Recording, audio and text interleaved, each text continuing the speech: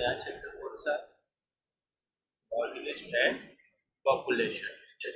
Organism और population. Yes.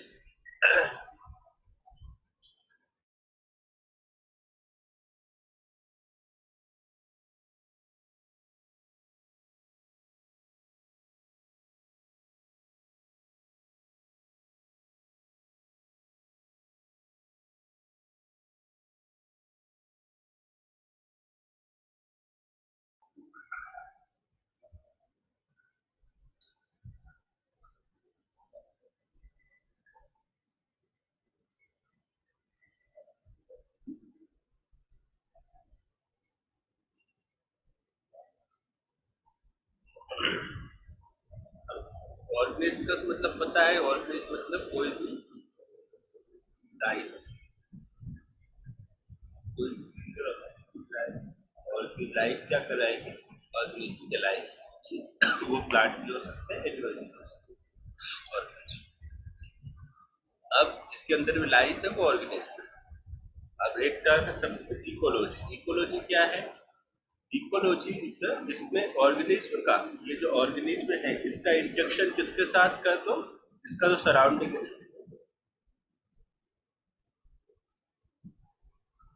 Organism का interaction किसके साथ? सराउंडिंग के साथ, उसके आसपास के एनवायरनमेंट के साथ, सराउंडिंग एनवायरनमेंट के साथ।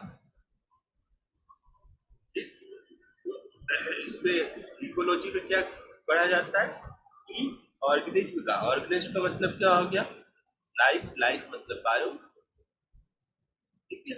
और सराउंडिंग में क्या आएंगे? Abiotic factor. सराउंडिंग जैसे मिट्टी, पानी, हवा, धूप, ये सब क्या आते हैं? एबायोटिक। जिसके अंदर लाइफ नहीं है उसको बोला एबायोटिक।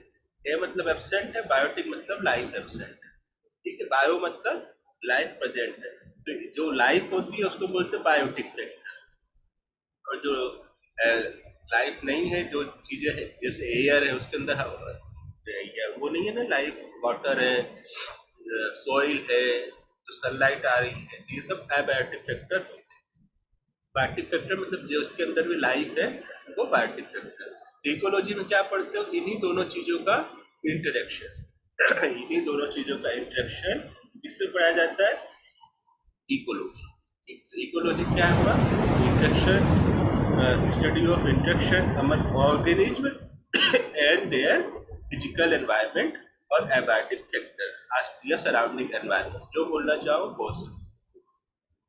तो इसका ऑर्गेनिज्म का उसके आसपास के बायोटिक और अबायोटिक दोनों ही के साथ क्या इंटरेक्शन, क्या कहलाएगा? इकोलॉजी कहलाएगा। अभी यहाँ पे अलग अलग लेवल दिए। सबसे स्मॉलेस्ट ऑर्गेनिज्म है। ऑर्गेनिज्म क्या बनाते हैं? बहुत सारे लोग ऑर्गेनिज्म मिला मिलकर क्या बनाते हैं? Species, sorry, population. इससे ऑर्गेनिज्म से छोटा होता है स्पीसीज।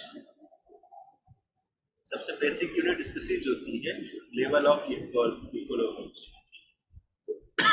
देखो, सबसे सबसे छोटा होता है यहाँ पे स्मॉलेस्ट जो होता है वो क्या होता है? Organism species. एक जैसी स्पीसीज जो होती है, या ऑर्गेनिज्म को ही बोल दो, ऑर्गेनिज्म और स्पीसीज जो एक जैसे ऑर्गेनिज्म में एक ही स्पीसीज क्या है? सिंगल, मतलब सिंगल टाइप ऑफ ऑर्गेनिज्म।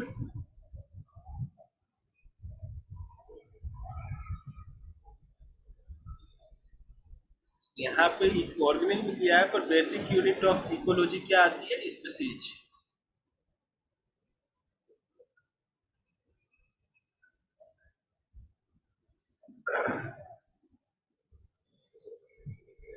कोई भी एक जैसी स्पीसीज, बहुत सारी स्पीसीज मिलके क्या बनाती हैं? पॉपुलेशन। स्पीसीज मिलके बनाएगी पॉपुलेशन। पॉपुलेशन मिलके आपस में क्या बनाएगी? कम्युनिटी। अलग अलग पॉपुलेशन आपस में इंटरेक्शन करेंगे, उसे क्या कहते हैं? कम्युनिटी। और डिफरेंट कम्युनिटी जब आपस में इंटरेक्शन करती है तो उसे बोलते हैं इकोसिस्टम। और इकोसिस्टम जब आपस में, बहुत सारे इकोसिस्टम अलग अलग आपस में जब इंटरेक्शन करते हैं उसे कहते हैं बायोस्फीयर, ठीक है। इसे बायोस्फीयर। अलग अलग। तो बेसिक यूनिट स्पीसीज, स्पीसीज कौन बनाता है? ऑर्गेनिज्म। जो इकोलॉजी स्टार्ट होती है वो यहाँ से स्टार्ट होती है, इकोलॉजी की unit. Basic unit of ecology species जाता है। ऑर्गेनिज्म मिलकर स्पीसीज बनाएंगे, स्पीसीज मिलकर पॉपुलेशन बनाएगी, पॉपुलेशन मिलके कम्युनिटी बनाएगी, कम्युनिटी आपस में मिलकर इकोसिस्टम बनाएंगे, डिफरेंट कम्युनिटी मिलके, और फिर बायोस्फीयर बनता है। बायो मतलब लाइफ का स्फीयर, जहां तक लाइफ है पूरा स्फीयर, जैसे अर्थ दिखा रखा है। तो इकोलॉजी है, इकोलॉजी बेसिकली तुम्हारे बुक में भी ये दिया है क्या? Organism, population, community, ecosystem.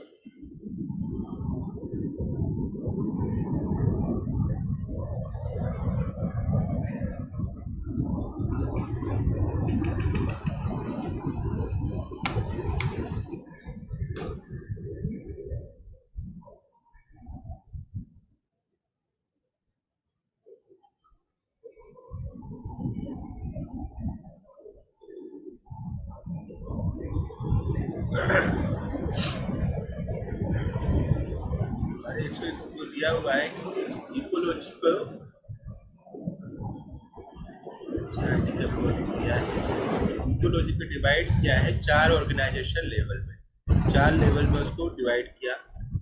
Biological part को, जो बायोलॉजिकल 2 फैक्टर थे, बायोटिक प्लस एबायोटिक फैक्टर से मिलकर इकोलॉजी बनी है, इन दोनों का इंटरेक्शन इकोलॉजी है। तो बायोटिक फैक्टर को 4 लेवल्स पे उन्होंने डिवाइड किया है। तो सबसे बेसिक लेवल ऑर्गेनिज्म दिया हुआ है, उसके बाद पॉपुलेशन दी हुई है,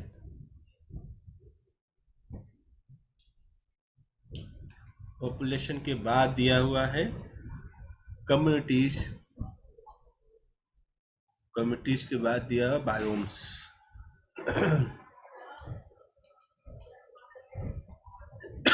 ये 4 लेवल है जो कि दिए हुए हैं। कौन कौन से? ऑर्गेनिज्म मिलके पॉपुलेशन, पॉपुलेशन मिलके कम्युनिटीज, कम्युनिटीज मिलके बायोम्स। ठीक है, तो इसके अकॉर्डिंग आंसर ऑर्गेनिज्म में जाएगा। फिर बेसिक यूनिट जाता है, बेसिक यूनिट अभी तक जितना जाता है ना वो आंसर इको वो जाता है, इको उसका बोलते हैं स्पीसीज, क्योंकि इसमें दिया हुआ है ऑर्गेनिज्म, तो ऑर्गेनिज्म में फिर रखो। ठीक है, तो 4 लेवल में डिवाइड किया बायोटिक फैक्टर को, ऑर्गेनिज्म, पॉपुलेशन, कम्युनिटीज और biomes.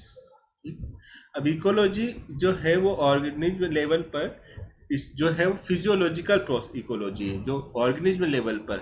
Ecology at the level of organism, कौन से लेवल पे? ऑर्गेनिज्म के लेवल पे जो इकोलॉजी है वो फिजियोलॉजिकल, फिजियोलॉजिकल मतलब जिसके अंदर प्रोसेस हो रही हो, फिजियोलॉजिकल इकोलॉजी।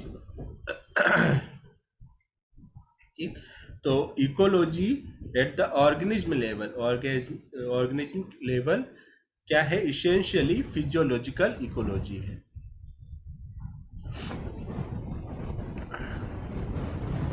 ठीक है, क्योंकि ऑर्गेनिज्म ही है जो इंटरेक्शन करता है, ऑर्गेनिज्म में सारी फिजियोलॉजिकल जितनी भी प्रोसेस सब एक ऑर्गेनिज्म के अंदर ही होती हैं। तो ऑर्गेनिज्म क्या है? इसेंशियली फिजियोलॉजिकल इकोलॉजी के अंदर आता है। तो ये याद रखना है कि ऑर्गेनिज्म के लेवल पे जो इकोलॉजी होती है वो कौन सी होती है? फिजियोलॉजिकल इकोलॉजी कहलाती है। ठीक, अभी बायोम्स का दिया हुआ है तुम्हारी बुक में, शायद नहीं मेंशन है, देख लो इनको। तो 2 चीजें होती है जो कि रिस्पॉन्सिबल होती है बायोम्स के फॉर्मेशन के लिए। कौन कौन सी? एक तो एनुअल वेरिएशन दिया हुआ है, annual variation and intensity and duration of temperature and precipitation as responsible the formation of major biomes. ठीक है, 6 बायोम्स दिए हुए, कोई भी बायोम बनेगा तो उसमें क्या क्या इन्वॉल्व होगा? Annual variation, intensity, duration of temperature and precipitation. अब ये क्या चीजें होती है इनको भी देखो। देखो एनुअल वेरिएशन कैसे आते हैं, ठीक है, तो जो किसके कारण आएंगे, रोटेशन ऑफ सन के कारण। Rotation of sun is responsible for annual variation. जो वार्षिक जो भी आ रहे हैं ना बदलाव, बारिश हो रही है, सर्दी आ रही है, गर्मी आ रही है, वो किसके कारण हो रही है, रोटेशन ऑफ सन के कारण होती है। तो पहली चीज रोटेशन ऑफ सन के कारण क्या आती है, पहली चीज आ गई एनुअल वेरिएशन। दूसरी चीज जो आती है रोटेशन ऑफ सन के कारण, वो आती है ड्यूरेशन ऑफ टेम्परेचर। ठीक है, तो जहां जैसे अब ठंडी आएगी तो ठंडी में टेम्परेचर कम हो जाएगा, तो ड्यूरेशन ऑफ टेम्परेचर। तो ये जो है एनुअल वेरिएशन और ड्यूरेशन ऑफ टेम्परेचर, ये दोनों मिलके क्या बनाते हैं, डिफरेंट सीजन बनाते हैं। अलग अलग सीजन मतलब अलग अलग सीजन के लिए रिस्पॉन्सिबल कौन है, सीधी सी बात है सन है। सन का रोटेशन ऑफ सन के कारण डिफरेंट सीजन आते हैं, और डिफरेंट सीजन में दो चीजें आती है, एनुअल वेरिएशन और duration of temperature. Different annually अलग अलग वेरिएशन आएंगे, अलग अलग जगह पे सनलाइट अलग अलग जाएगी और अलग अलग टेम्परेचर रहेगा, तो उससे अलग अलग सीजन क्रिएट होंगे।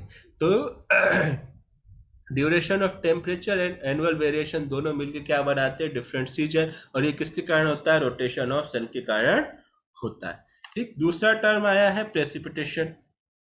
सेकंड टर्म कौन सा है, प्रेसिपिटेशन।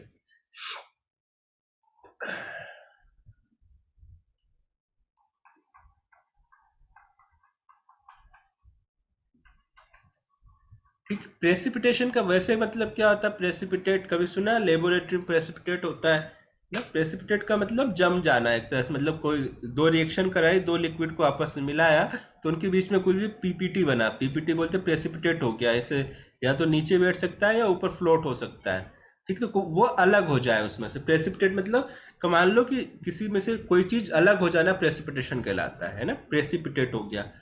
तो यहाँ पे प्रेसिपिटेशन में क्या है, जैसे आसपास तुम्हारे आसपास एनवायरनमेंट है, अब आसपास बादल है, सब चीजें है, अब बादलों में से रेन अलग हो जाए, बारिश होने लग जाती है ना अचानक से, कहीं पे बर्फ गिरने लगती है, तो रेन प्लस स्नो क्या कहलाता है, प्रेसिपिटेशन। समझ गए, तो रेन प्लस स्नो क्या कहलाएगा, प्रेसिपिटेशन कहलाता है। रेन का होना और स्नो गिरना ये प्रेसिपिटेशन है, क्योंकि बादलों से ये क्लाउड से जो एक सॉल्यूशन, क्लाउड क्या है, एक कोलाइडल मिक्सचर है, तो कोलाइडल मिक्सचर में से ये सेपरेट हो गए हैं, इसलिए इनको बोलते हैं प्रेसिपिटेशन, रेन और स्नो को। अब ये रेन स्नो प्रेसिपिटेशन और डिफरेंट सीजन्स, ये annual variation duration of temperature, ये मिलके क्या बनाते हैं, बायोम्स बनाते हैं। ठीक है, क्या बनते हैं, बायोम्स बायोम्स बनाते हैं। इंफॉर्मेशन ऑफ जो बड़े बड़े बायोम्स हैं वो बायोम्स, अभी 6 मेजर बायोम है जो कि किसके रिजल्ट के कारण बने, प्रेसिपिटेशन और ये तुम्हारा डिफरेंट सीजन के कारण, एनुअल वेरिएशन टेम्परेचर के कारण। आर्कटिक, आर्कटिक का क्या है, रीजन है जहाँ पे बर्फ बहुत ज्यादा होती है, इसी अर्थ है ये।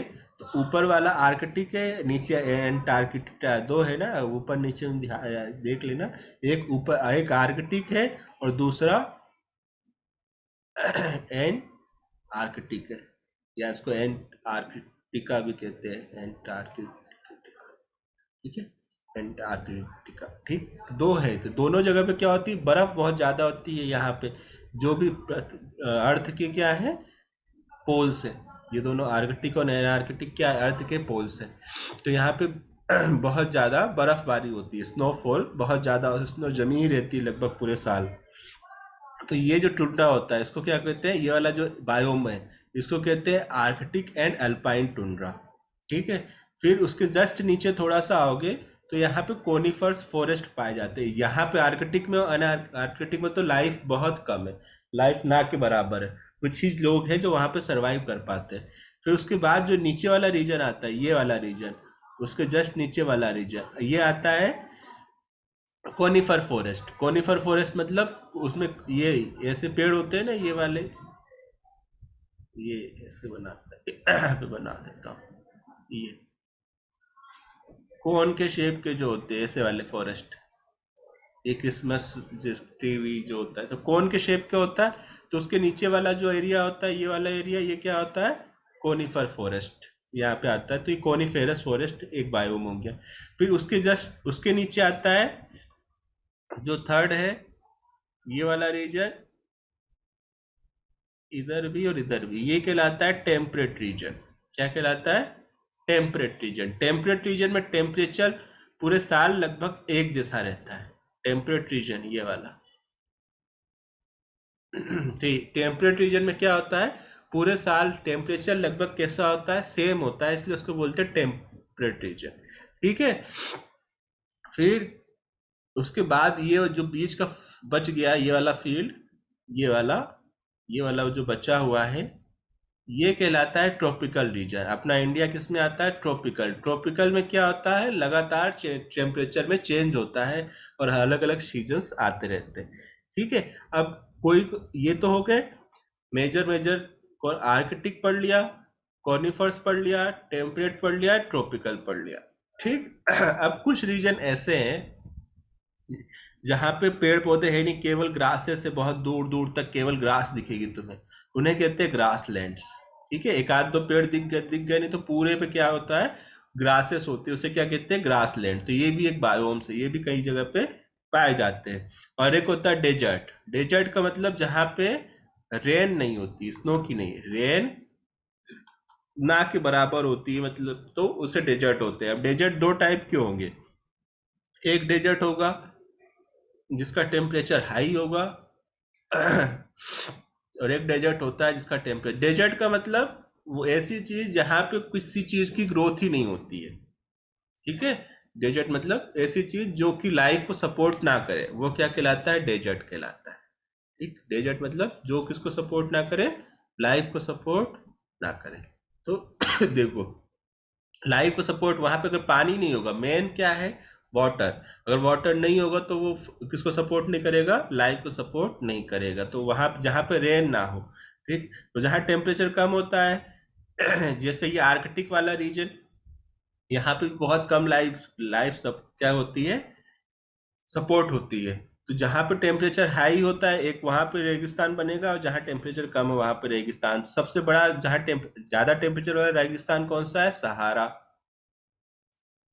ठीक है। सबसे बड़ा पूरे वर्ल्ड का, और अपने इंडिया का तो राजस्थान है। और इधर टेम्परेचर कम वाला पूरे वर्ल्ड का गोबी। ठीक है। गोबी में ना के बराबर लाइफ है तो इसको क्या कहते हैं, डेजर्ट। मेजर बायोम से दिए हुए हैं तुम्हारे में। अब एबायोटिक फैक्टर, ये सारी चीजें हैं, ये टर्म्स है तुम्हारे में एबायोटिक फैक्टर बता दिया, ऐसे फैक्टर जिसमें क्या हो, लाइफ ना हो, जैसे कि टेम्परेचर, वाटर, लाइट और सॉइल, जो आसपास चीजें हैं वो abiotic factor. Biotic factor, bio मतलब लाइफ, जिसके अंदर लाइफ है, कोई भी चीज हो सकती है जिसके अंदर भी लाइफ है, तुम्हारे आसपास पैथोजन है, पैरासाइट है, प्रेडेटर्स है, ऑर्गेनिज्म है, तुम्हारे घर पे जीव है, सारी चीजें जितने भी बायो जिसके अंदर लाइफ है, सभी को इंक्लूड किसके अंदर किया जाता है, बायोटिक फैक्टर में किया जाता है। ठीक। और एबायोटिक में क्या आते हैं, फिजिको केमिकल, फिजिकल या केमिकल प्रोसेस आती है ना, फिजिको केमिकल। और बायोलॉजिकल किस में आ जाएगा, बायोटिक में। ठीक। अब टेम्परेचर, पहला पहला क्या, अच्छा हैबिटेट क्या होता है, यहाँ दिया नहीं है हैबिटेट। हैबिटेट मतलब कोई भी ऑर्गेनिज्म, हैबिटेट मतलब जहां रह रहा है, जहां उसका घर है, एक तरह से देखो जहां उसका घर है। तो हैबिटेट में कौन कौन आएगा, एक तो जो रह रहा है तो कौन रहेगा, ऑर्गेनिज्म रहेगा, ऑर्गेनिज्म का मतलब बायोटिक फैक्टर, और साथ में एबायोटिक फैक्टर। उसके आसपास जो घर है तो उसके आसपास जो एबायोटिक फैक्टर है वो, तो बायोटिक फैक्टर और एबायोटिक फैक्टर कंपोनेंट मिला के क्या बनाते हैं, किसी भी ऑर्गेनिज्म का हैबिटेट बनाते हैं। किसी ऑर्गेनिज्म का हैबिटेट दो चीजों से मिलकर बना होता है, बायोटिक फैक्टर और एबायोटिक। होता क्या है, ऑर्गेनिज्म जहां पर रहता है, ठीक है, जैसे शेर है तो शेर जंगल में रह रहा है, तो जितने एरिया में वो रह रहा है, ठीक है, जिस एरिया में वो सोता है उठता है ना, तो वो होता है उसका उसका हैबिटेट है। ठीक। तो एक उसकी गुफा होती है, गुफा में केव में रहता है तो वो उसका हैबिटेट हो गया। गुफा है, अब उसमें आसपास सांस ले रहा है ना, आसपास डिफरेंट पैथोजेंस भी हैं, डिफरेंट सारे बहुत सारे माइक्रो ऑर्गेनिज्म भी हैं, ठीक, छोटे छोटे प्लांट्स भी हैं। तो ये सब क्या हो गया, इसका हैबिटेट बना रहे हैं। ठीक, जैसे हमारा घर होता है तो उसमें डिफरेंट सारी चीजें होती है ना, डिफरेंट सारे सजाने के लिए रखे, वैसे इनका भी हैबिटेट मतलब इसके अंदर जहां वो रह रहा है, जहां वो निवास कर रहा है, वो होता है हैबिटेट। उसके बाद एक एक और टर्म इसमें दिया नहीं है, निके। निके का मतलब होता है जहां पे वो वर्क करने जाता है, एक तरह समझ लो जहां उसकी जो वर्क बाउंड्री, जैसे तुम लोग रहते घर में हो, पढ़ने कहीं और जाते हो, बाद में जॉब करने कहीं और जाते हो, तो वो उसका निके हुआ। उसी टाइप से जो शेर है, शेर सोता तो गुफा में है, रहता गुफा में है, लेकिन जो उसका एरिया होता है वो बहुत बड़ा होता है शिकार करने का, तो वो कहलाएगा निके। तो निके का मतलब जो वर्किंग फील्ड है वो समझ लो निके, जहाँ पे जो जितने एरिया में वो क्या करता है, अपने फूड के लिए, रिप्रोडक्शन के लिए क्या करता है, माइग्रेट करता है या घूमता है ना, माइग्रेट वर्ड नहीं यूज आएगा, जो ट्रेवल करता है, वो एरिया क्या कहलाएगा, निके कहलाएगा। ठीक है, अपने रिप्रोडक्शन फूड के लिए जहाँ जाएगा, और शेल्टर जहाँ रहेगा उसका, जहाँ पे वो रुका रहेगा, वो उसका हैबिटेट कहलाएगा। दो चीजों से मिलकर बना होगा बायोटिक और एबायोटिक। ठीक, अब देखो पहला बायोटिक एबायोटिक फैक्टर है टेम्परेचर। टेम्परेचर जो तुम्हारे एंजाइम है, एंजाइम वाले चैप्टर में देखा था हमने कि जितने भी एंजाइम है सब टेम्परेचर सेंसिटिव होते हैं। ऐसा ग्राफ भी एक याद करो बनवाया था, ये इस टाइप का ग्राफ बनाया था। ऑप्टिमम टेम्परेचर पे मैक्सिमम एक्टिविटी होती है किसी भी ऑर्गेनिज्म की, और ऑप्टिमम टेम्परेचर से कम करोगे तो या ज्यादा करो तो एक्टिविटी क्या होती जाती है, बढ़ती है, या कम, सॉरी बढ़ती नहीं, कम होती जाती है ऑप्टिमम टेम्परेचर से, चाहे बढ़ाओ चाहे घटाओ। ठीक, तो टेम्परेचर मेन रोल प्ले करेगा बायो, किसी भी लिविंग ऑर्गेनिज्म के लिए। लिविंग ऑर्गेनिज्म मतलब बायो के लिए, लाइफ के लिए। क्यों? क्योंकि एंजाइम जितने भी तुम्हारा पूरा लिविंग सिस्टम किससे चल रहा है, एंजाइम पर। एंजाइम किसका सेंसिटिव होता है, टेम्परेचर और पीएच सेंसिटिव, दो चीज होती है एंजाइम के लिए। तो बहुत इंपॉर्टेंट रोल प्ले करेगा। जितनी फिजियोलॉजिकल प्रोसेस है तुम्हारी बॉडी में, जो भी प्रोसेस चल रही है, सब एंजाइम देख रहे हैं। सभी सभी कौन देख रहा है, एंजाइम देख रहे हैं। तो ये सब, और एंजाइम सेंसिटिव टेम्परेचर के, इसलिए टेम्परेचर बहुत, जैसे अगर टेम्परेचर बढ़ गया तो तुम्हारी बीएमआर बढ़ जाती है, क्योंकि टेम्परेचर बढ़ा तो बेसल मेटाबॉलिक रेट बढ़ जाएगी, एंजाइम की एक्टिविटी ज्यादा होगी। बहुत ज्यादा बढ़ गया तब तो वो डिस्ट्रॉय होने लग जाएंगे। थोड़ा सा टेम्परेचर बढ़ाओ तो बीएमआर बढ़ जाती है, टेम्परेचर कम करो बीएमआर घट जाती है। बीएमआर जो बेसल मेटाबॉलिक रेट है। ठंडी में देखो, ठंडी में क्या होता है, तुम लोग सोचते हो रजाई में पड़े रहो, क्यों? क्योंकि बीएमआर कम हो गई। गर्मी में लोग एक ज्यादा एक्टिव होते हैं, क्योंकि उस समय बीएमआर बड़ी होती है, एंजाइम ज्यादा एक्टिव होते हैं। सिंपल सा कॉन्सेप्ट है। अब दो टाइप के ऑर्गेनिज्म टेम्परेचर को सह सकते हैं ना। अब कुछ को देखो रेगिस्तान में रहते हैं, कुछ देखो तो हर जगह रह सकते हैं, रेगिस्तान में भी रह सकते हैं और ठंडी में भी रह सकते हैं। दो टाइप के ऑर्गेनिज्म हैं। एक होते हैं यूरीथर्मल। यू का मतलब क्या होता है, अब यू का मतलब याद करो। यू का मतलब बताया था ट्रू, यू का मतलब ट्रू बताया था ना, यूकैरियोटिक से। तो यूरीथर्मल, यूरीथर्मल मतलब जो कि किसी भी रेंज को कर जाए, वो तो एक्चुअल। थर्मल का मतलब टेम्परेचर सहने वाले है ना, यू थर्मल मतलब टेम्परेचर। तो यूरीथर्मल मतलब एक्चुअली वो टेम्परेचर को सह सकते हैं, किसी भी जगह चले जाए, हर तरह के टेम्परेचर क्या कर जाएंगे, वो सह जाएंगे। मतलब वाइड रेंज ऑफ टेम्परेचर क्या कर सकते हैं, वो टोलरेट कर सकते हैं। तो can tolerate wide range of temperature is called eurythermal organism. Simple सा है। स्टेनो, अब इसका स्टेनो मतलब उल्टा कर दो, नेरो रेंज ऑफ, एक फिक्स इसी रेंज में सह पाएंगे, उसके ज्यादा टेम्परेचर करोगे तो वो मर जाएंगे, कम करोगे तो भी वो मर जाएंगे, तो वो होते हैं स्टेनोथर्मल। तो यूरी मतलब ट्रू टेम्परेचर टॉलरेट करने वाले। ट्रू कौन होंगे, जो कोई सा भी टेम्परेचर टॉलरेट कर जाए, अब वाइड रेंज ऑफ टेम्परेचर जो टॉलरेट कर सके वो यूरीथर्मल, और जो नेरो रेंज ऑफ टेम्परेचर कर सके वो स्टेनोथर्मल। ठीक, तो एक एबायोटिक फैक्टर हुआ टेम्परेचर। दूसरा वाटर। वाटर मोस्ट इंपॉर्टेंट है। पूरा हमारा 90% तो हम लोग वाटर के बने हुए हैं, तो वाटर तो बहुत जरूरी है हम लोगों के लिए, है ना। तो important factor of life of organism. The productivity and distribution depends upon water. किस पे डिपेंड है? हमारा प्रोडक्टिविटी, डिस्ट्रीब्यूशन सब डिपेंड है इस पे, वाटर पे। एक्वेटिक, बहुत सारे एक्वेटिक ऑर्गेनिज्म होते हैं, chemical composition, pH, salinity, temperature, water, इन सभी के लिए वाटर क्या है? इंपॉर्टेंट है। अब वाटर में भी सेम चीज, आप वाटर के अंदर सॉल्ट जब जोड़ देते हैं तो ये हेलाइन वर्ड आया, यूरी हेलाइन और स्टेनो हेलाइन, ठीक है। तो यूरी हेलाइन जो वही टर्म, जो वाइड रेंज ऑफ सलाइनिटी, सलाइन का मतलब सॉल्ट, जिसमें सॉल्ट डिसॉल्व होते हैं। अगर वाटर में ज्यादा सॉल्ट डिसॉल्व है तो उसको कोई ऑर्गेनिज्म सह पा रहा है तो उसे बोलेंगे यूरी हेलाइन, और अगर नहीं सह पा रहा है, कम रेंज में सह पा रहा है, तो उसे बोलते हैं स्टेनो हेलाइन। ठीक है, दो टर्म्स है, यूरी हेलाइन और स्टेनो हेलाइन। अगला एबायोटिक फैक्टर, दो पढ़ लिया, टेम्परेचर और वाटर। अगला एबायोटिक फैक्टर है लाइट। थर्ड कौन सा है? लाइट। लाइट भी मोस्ट इंपोर्टेंट है। लाइट नहीं रहेगी तो फोटोसिंथेसिस नहीं होगी, और फोटोसिंथेसिस नहीं होगी तो फूड किसी भी तक नहीं पहुंचेगा। मेन सोर्स ही क्या है? सनलाइट का जो डोर है जिसके थ्रू वो बायोलॉजिकल सिस्टम में एंटर करता है, वो क्या है? प्लांट। और प्लांट के अंदर कौन सी प्रोसेस? फोटोसिंथेसिस। ठीक है तो लाइट बहुत इंपॉर्टेंट रोल प्ले करती है, ठीक। अच्छा, पिछला एक चीज और वहां पे अपना रह गया, सलाइनिटी जो है ना, अलग अलग ये भी पूछा जाता है। सलाइनिटी हमने लास्ट इधर पढ़ा था ना, सलाइन, यहाँ पे जब सलाइन पढ़ा था ये, तो यहाँ पे सलाइनिटी अलग अलग जगह की अलग अलग होती है। अलग अलग जगह की सलाइनिटी अलग अलग है। सॉल्ट, सलाइनिटी का मतलब सॉल्ट कंसंट्रेशन, ठीक, सॉल्ट कंसंट्रेशन अलग अलग होती है। जैसे जो अपने पानी होता है उसकी होती है 5 से कम, लेस देन 5। इनलैंड वाटर, जो लैंड में वाटर होता है, इनलैंड वाटर की 5 से कम होती है, ठीक। जो समुद्र है, सी है, 30 से 35 होती है, ये याद रखना है इसलिए बता रहा हूँ, सी, ठीक। और जो 100% से भी ज्यादा होती है, 100 से भी ज्यादा होती है किसकी? Hyper saline legumes, lagoons, sorry, hyper saline lagoons.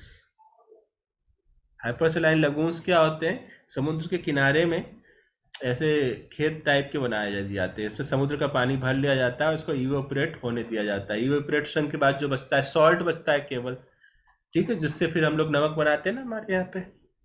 तो ये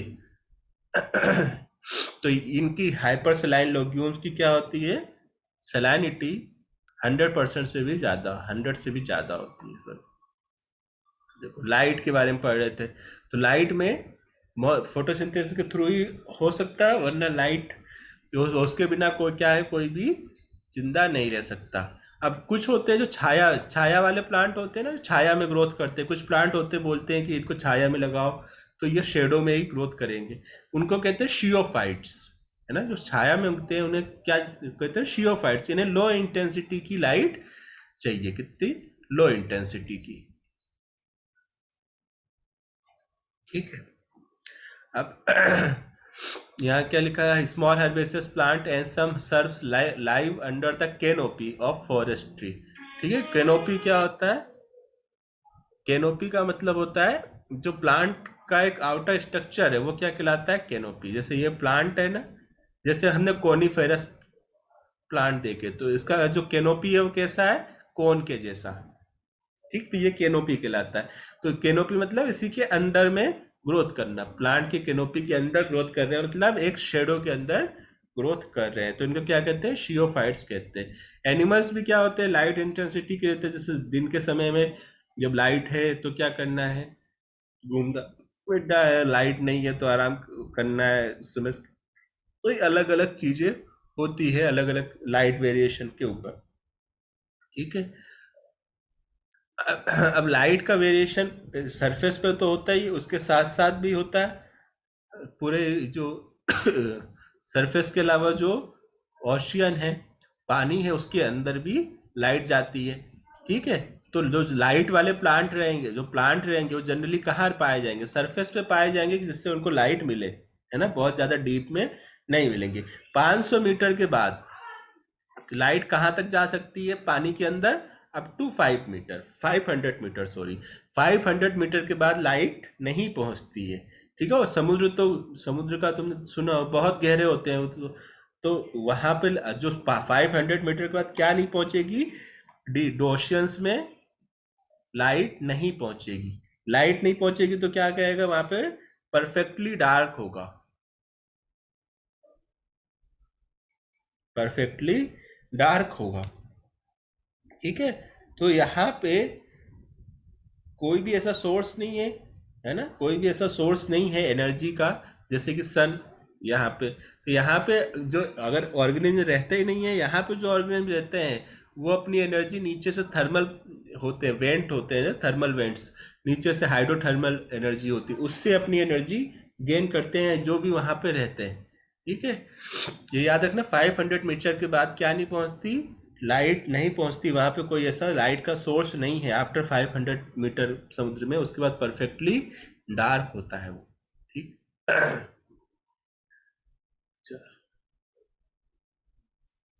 फिर नेक्स्ट एबायोटिक फैक्टर है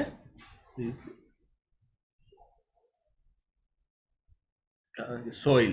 ठीक, तो सोइल क्या होती है, सोइल किस पर डिपेंड करती है, डिपेंड अपॉन दो चीजें होती है, क्लाइमेट पर और वेदरिंग प्रोसेस पे।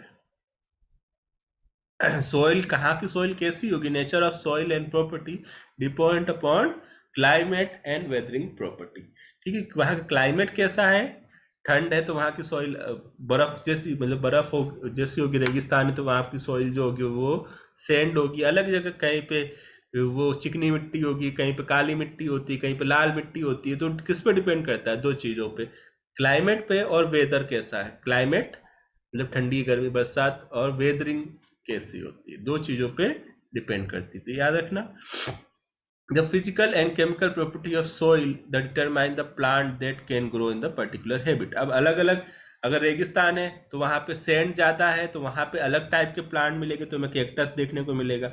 जो दूसरी जगह पर है वहां पे अलग टाइप के प्लांट देखने को मिलेंगे। तो ये अलग अलग प्लांट्स अलग अलग हैबिट्स में ग्रोथ कर सकते हैं। The characteristic of the bottom sediments of aquatic environment determine the type of benthic. Benthic animals क्या होता है, बेंथिक मतलब जो तले पर रहते हैं, जैसे ये नदी है तो नदी के तल पे जो एनिमल्स ले रहे हैं उन्हें क्या कहते हैं, बेंथिक एनिमल। जो कहाँ रहते हैं, तलों पे रहते हैं, उन्हें क्या कहते हैं, बेंथिक एनिमल कहा जाता है। अब एक टर्म आती है होमियोस्टेसिस। क्या आता है, होमियो, इसके बारे में हम लोग पहले भी बात कर चुके हैं। होमियोस्टेसिस के बारे में कौन कौन दिखाता है, बर्ड्स और मेमल्स। ये हम लोगों ने एनिमल किंगडम पे पढ़ा था, होमियोस्टेसिस याद हो तो। होमियोस्टेसिस का मतलब क्या होता है, वो ऑर्गेनिज्म जो अपने बॉडी टेम्परेचर को मेंटेन करके रखे, क्या कहलाता है, होमियोस्टेटिक कहलाता है। अपने बॉडी का टेम्परेचर कांस्टेंट रहे, बाहर का टेम्परेचर कुछ भी रहे, बॉडी का टेम्परेचर फिक्स रहेगा, उससे कम ज्यादा नहीं होगा, तो उन्हें क्या कहते हैं, होमियोस्टेसिस और ऑर्गेनिज्म कहा जाता है। और उसके कौन कौन आता है इसके अंदर, बर्ड्स और मेमल्स आते हैं। ठीक, अब ये अपने बॉडी के टेम्परेचर को दो तरह से मेंटेन कर सकते हैं, और थोड़ी दो से भी ज्यादा मेथड्स हैं। ठीक, होमियोस्टेसिस अपने इंटरनल एनवायरनमेंट को बनाने के अलग अलग मेथड है, 4 मेथड है। पहला रेगुलेशन, ये लिखा हुआ है, होमियोस्टेसिस मेंटेन करने के लिए पहला जो है वो क्या है, रेगुलेशन। दूसरा अपनी बॉडी टेम्परेचर को मेंटेन करना है, तो अलग अपने बॉडी टेम्परेचर को मेंटेन करने का दूसरा तरीका है कन्फॉर्मेशन। ठीक है, तीसरा तरीका होता है माइग्रेशन, और फोर्थ है सस्पेंशन, या सस्पेंड करना, अपनी लाइफ को ही सस्पेंड कर देना, क्योंकि टेम्परेचर को क्या करना है, मेंटेन करना है। तो पहला रेगुलेशन। रेगुलेशन में क्या होते हैं, जो भी बर्ड्स और मेमल्स है जिनको कि किसी आउटर डिवाइस की जरूरत नहीं है, जो भी होमियोस्टेसिस मेंटेन कर सकते हैं। होमियोस्टेसिस का मतलब अपने बॉडी टेम्परेचर को अपने आप ही मेंटेन करना, होमियोस्टेसिस है।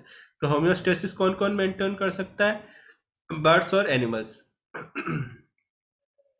सॉरी, बर्ड्स और मैमल्स।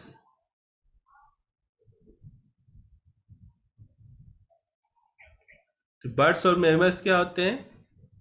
रेगुलेटर होते हैं, कि रेगुलेट करते हैं ना अपनी बॉडी टेम्परेचर को। तो रेगुलेट कैसे करते हैं? अपने इंटरनल चीजों से रेगुलेट कर लेते हैं, बाहर से हम लोग हेल्प नहीं लेते, अंदर से अपने बॉडी टेम्परेचर को हमारा जो सिस्टम है वो मेंटेन करके रखता है।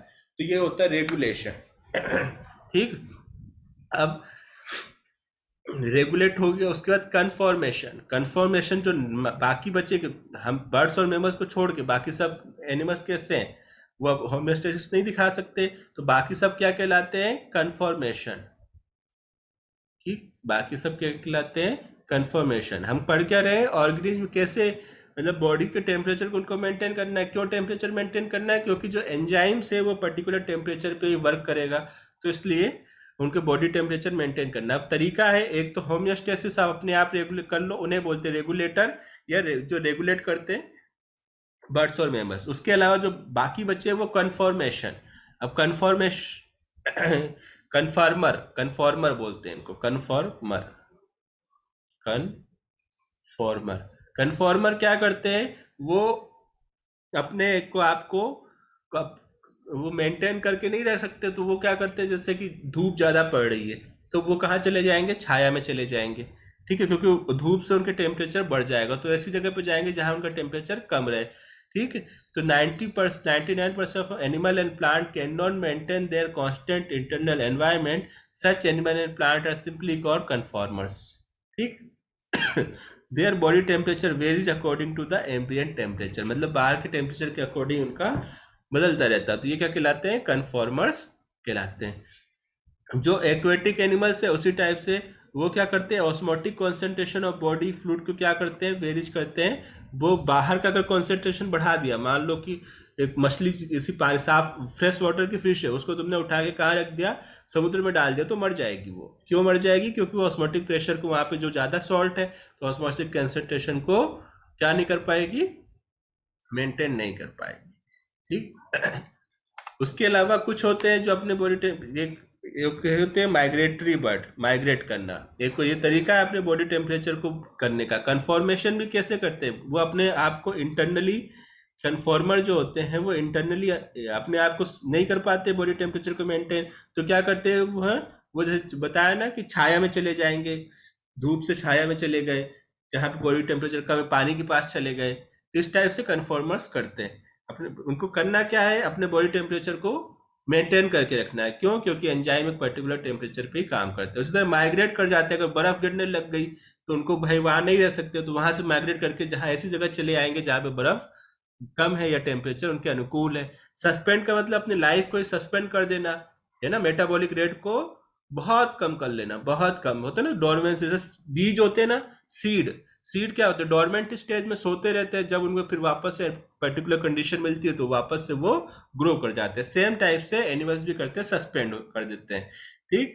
तो ये 4 मेथड है इसके द्वारा ऑर्गेनिज्म अपने टेम्परेचर को क्या करते हैं? मेंटेन करते हैं और अपने एनवायरनमेंट को रिस्पॉन्स देते हैं। ये 4 मेथड कौन कौन से? रेगुलेशन, कन्फॉर्मेशन, माइग्रेशन और सस्पेंड। ठीक। तो जो मैमल्स और बर्ड्स का इतने ज्यादा है,